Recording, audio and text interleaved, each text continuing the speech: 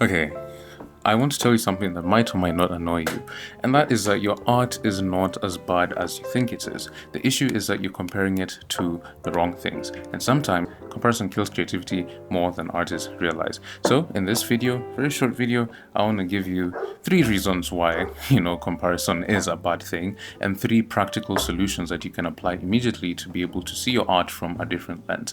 So, let's begin. Reason number 1 is comparison hides progress. When we're stuck in a loop of looking at other people's art, we forget that we have progressed as well. We are actively practicing artists, whether it's as a hobby or as a future career, like it is for me. Sometimes we forget to look back on our art and be like, I think I am making progress. Comparison moves the finish line or moves the goalpost every time you move closer to it. The second reason is comparison kills action. That one is pretty self-evident. When you compare yourself to other artists online, regardless of whether it's comparing skill or numbers, you tend to not even want to create. It kills your creativity completely, and that is a very bad place to be when your creativity is killed by people who are just minding their own business and posting their art, as you should be doing, and therefore as a result you don't end up doing anything because you're stuck in a comparison loop. The third reason is comparison makes art feel like a competition. It changes your relationship with art. Most of us started drawing because it was fun, but comparison quietly changes the question from am I enjoying this to am I as good as them? Who are you competing with? Who are you competing with? This is just a person with their own life experiences and art journeys that started at a different time in a different environment that has grown and a certain set of skills and is posting their art online. So technically you don't have the right to compare yourself negatively with them because your experiences are different and the reason you started art is different than theirs and your art styles are different and the thing you're pursuing is different, so why compare?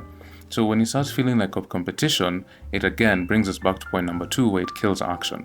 Since it's a competition, either you don't draw or you draw for the sake of being better than someone else instead of being better at your own art skill. But what can we actually do about this?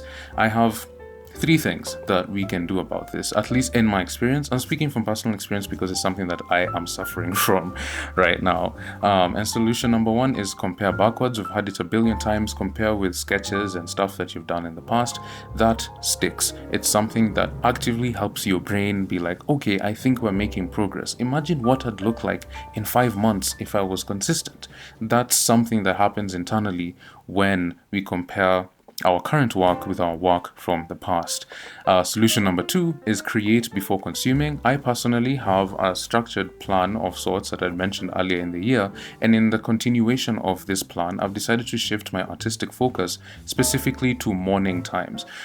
Before you go on Instagram, before you go on TikTok or whatever, make sure that you create something. It could be a study sketch, it could be whatever. Make sure that your creating happens before you consume, because once you start consuming, it's easier for your brain to start comparing. So make sure you've already created something before you consume. And the third thing is make something for yourself, not because of the algorithm or because of anything else externally, but because you want to. Whether it is a sketch, whether it's a fan art, like today I want to do a fan art for a celebrity because it's her birthday, but not because someone is telling me to, but because I want to. And creating something for yourself gets you out of comparison because there's nothing to compare with. It's something that's uniquely yours. You're the one who chose this reference, you're the one who's sitting down to sketch this thing and stuff like that. And so, I apologize for the dogs in the background. Those are our neighbors' dogs.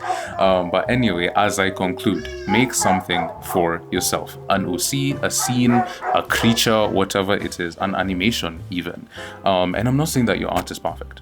Mine definitely isn't. No one's art is perfect. There's no such thing as perfection, so to speak, which is what makes art art. But it's there. It exists. That passion is there. And therefore, if you're comparing too much, you end up not being able to cater to it, to put in the time and the work to be able to advance. And so that is it for this video. And my question that I want to leave you with is, what's one thing that you're better at now than you were 3 months ago?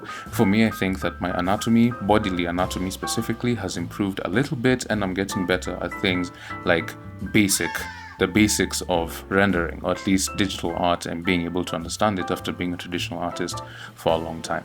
And yeah, that is it for this video. All my links are in the description below, and if you want to see a video on how I challenged myself to beat same face syndrome, you can check it out in a few seconds. And if you want to learn how to make studying art fun, then you can check out another video that will come up at the same time. Thank you so much for watching this video.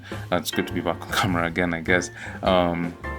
And I just hope that you have an absolutely phenomenal weekend or week ahead, regardless of what time that you're watching this.